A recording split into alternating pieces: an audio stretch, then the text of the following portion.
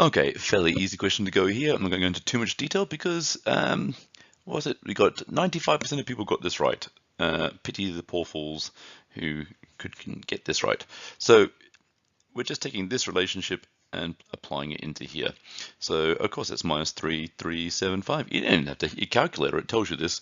And we know this number, V1, becomes this number, 71625. And we know this is going to be 3375. And then you finally have to hit your calculator and do that amazingly difficult subtraction and get 68250.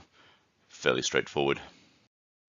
Okay, this is by how many dollars is the value of the van depreciated every year? Well, it's going down, negative, that's depreciation, so you put $3375. 2 points quickly to make. One, don't forget your dollar sign, and depreciation is going to be negative, but that's the amount. So you don't have to put the negative symbol in there. You don't say it's going down by negative, it just say it's going down. It's depreciating 3375. All right, otherwise it's like a bit like a double negative.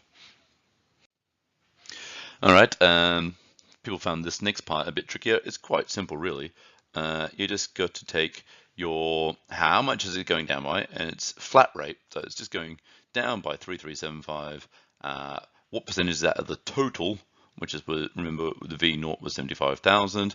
If you put that into calculator, you get 0.045. It says as a percentage, so you've got to times that by 100, and so that equals 4.5%, and then we write in there 4.5%. Don't do all the hard work and forget to put your units, percentage symbol in there.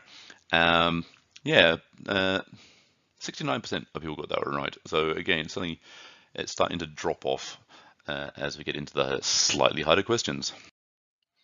All right, people slipped up a fair bit with this question, and it's quite a common thing to slip up on this. Look, if you've got your van and you got it at 100%, and then that's just 0% here, you can see from this number is, as a percentage times by 100, is 94.3%. So each year it is going down from 100 to 94.3. So you're saying it's basically 100 minus 94.3. That is 5.7. And so you say 5.7%. Okay, be careful of things freaking you out like, you know, what was I doing with that? Nothing. It was just purely asking about this. This is the amount it's going down by each year. Okay, again, you start to see this sort of drop off in people's marks here, but these are not hard at all. Let's have a look at this. So if you think about this, we've got this 1.5 per month, but we're only going for 1 month on $200. So you've always got these three parts. So you've got how much you borrow, and then you've got an interest on top of that. So you've got your principal and then your interest. So this is 100% of what you borrowed, and then this interest is another 1.5%, yes? And that's going to represent how much you have. But then this is $200, so we're trying to work out that. Well, you've got to just think 200 times 100 plus 1.5 all over 100, because we want to get rid of the percentage thing. That's what this bit at the bottom here, that's just getting rid of the idea it's percentage. And so if you put all that in your calculator, you'll get 203. So don't forget your dollar signs every time. 203. This is money. Money is dollar signs. If we look at that answer, it wasn't very well done because only 60% of people got that right. So that's not great. Okay, so this question was done badly, and let's have a look at where people went wrong. First of all, we've got highlight some numbers. We've got a starting value of 428, and then we've got this AN for n months, and we've got to write in terms of A naught, AN plus 1, and AN. That's all be included in the answer. Now, they're very fussy here. That says many students did not write a recurrence relation in the required form. A recurrence relation has the initial value written first. So you've got to do your A naught first. So A naught equals 428. because that's what we're starting at. Do not put the $sign because this is the numbery crunching bit. And you might want to put a comma there. The answers don't have a comma, but I'm going to put a comma. And so then the next term equals, from our previous thing, we got the 1.015. And remember, where did that come from? That's your 100 plus 1.5 all over 100. And then it's multiplying because it's says it's compounding somewhere, and that's times the AN. So things to highlight here for those 2 marks, you've got to put your A0 first, apparently, and a lot of people made the mistake of writing a rule, not a recurrence relationship. So if you wrote the thing AN equals 428 times 1.015 to the N, you were wrong. You didn't get your mark. That's a rule, not the recurrence relationship. So make sure you understand a key phrase there, recurrence relationship. You need an A0 first, and then there's my AN plus 1, and there's my AN as highlighted in that question.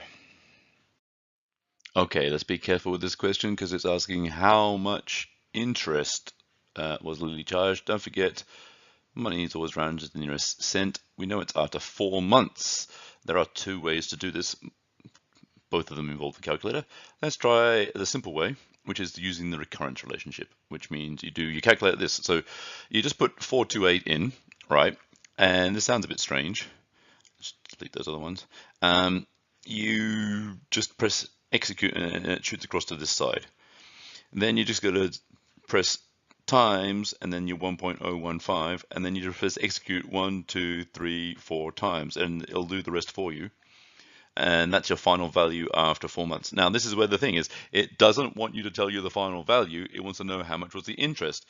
And as I was saying before, you got this whole idea of, you got this principal and then some interest, right?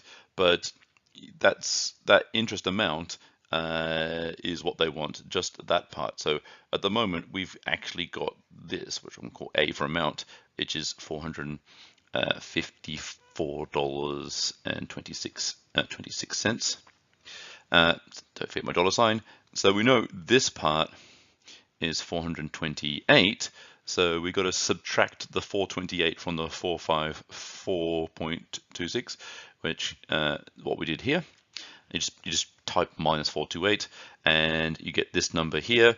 Look, we got to do some rounding. We draw a little line. We look at that next number is a 3, so it leaves it as $26.26. And the 5, the 9, all the rest doesn't matter.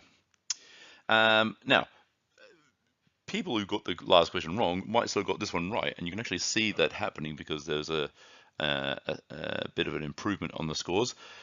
You could just do the straight rule, which is exactly the same thing. You could have typed just that in, which is 428 times 1.015 to the power 4. You would have got that number. You still have to minus the 428. You still have to do the same rounding to get your $26.26. All right, 2 ways to do it, whatever way you like. Okay, so we've got some numbers here. 350,000, it's in a perpetuity, 5.2% per annum, but the interest is calculated and paid monthly.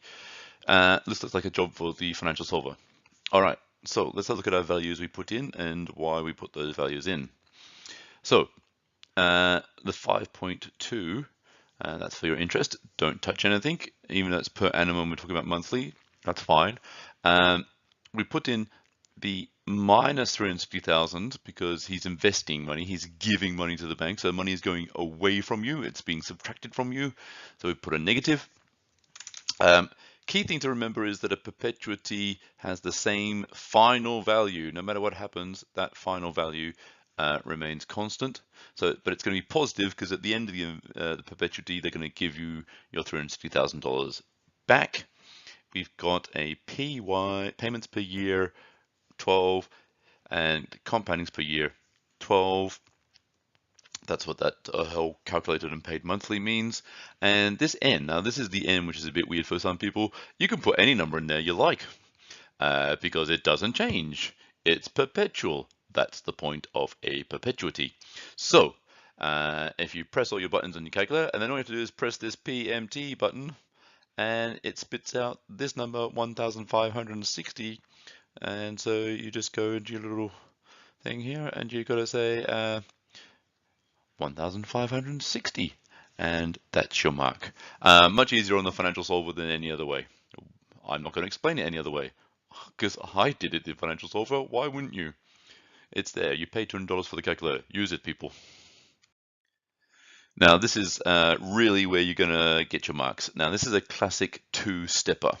So what we've got going on here is you've got this first 4 years sort of thing, and then you've got a further 2 years. So you're going to have to double step this, and we can almost ignore most of what happened last time. Again, we're going to have to hit the financial solver. We've got this 3.8 here. We've got this 500 for payments each month. We've got 4 years. We know it's an annuity investment now. And so we're going to put those values into the financial solver. And if we do that, there's our 4 years. Now we put 48 because it's 4 times 12.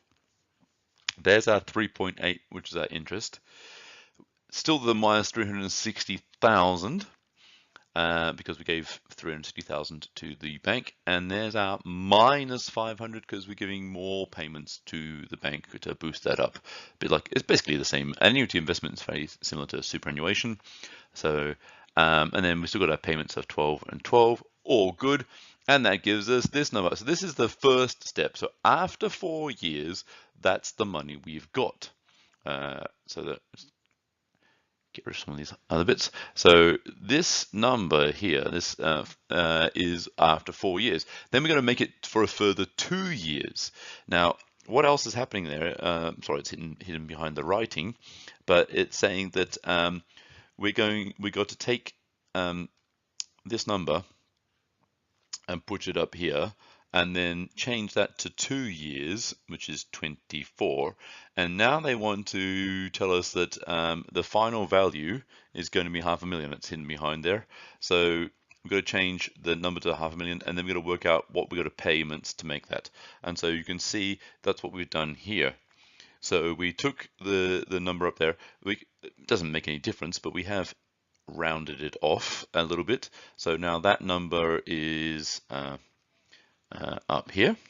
We still got the 3.8, didn't change the interest. We changed the number of payments. We know our final value is 500,000, positive, because that's what we're going to get back from the bank. And there's our 12s and 12s again. And we find we got this number. And so you get your full mark, by the way, your full 2 marks just for putting the number, it looks like. So all you got to do is do some little bit of rounding, which means we get rid of that bit there. And so we can write our answer now is that number, which is $805.65. Okay, so remember we rounded off there. So the next number digit was a 0, didn't change anything. Make sure you get in the hang of your rounding, people. Again, it's a common and silly way to lose marks. Don't forget your dollar sign.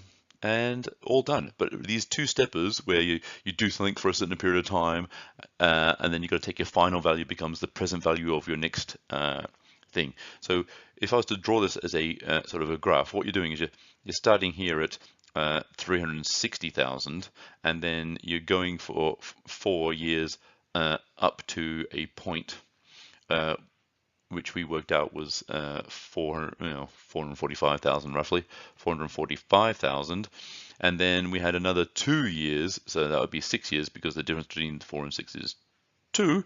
We wanted to get to 500,000 sort of thing. So you can see we've got this 2 steps. So when you do the first step, this is your present value and your final value, but on the second step, let's do it a different color. This is your present value, and that's your new final value. And these kind of questions happen a lot on financial exams.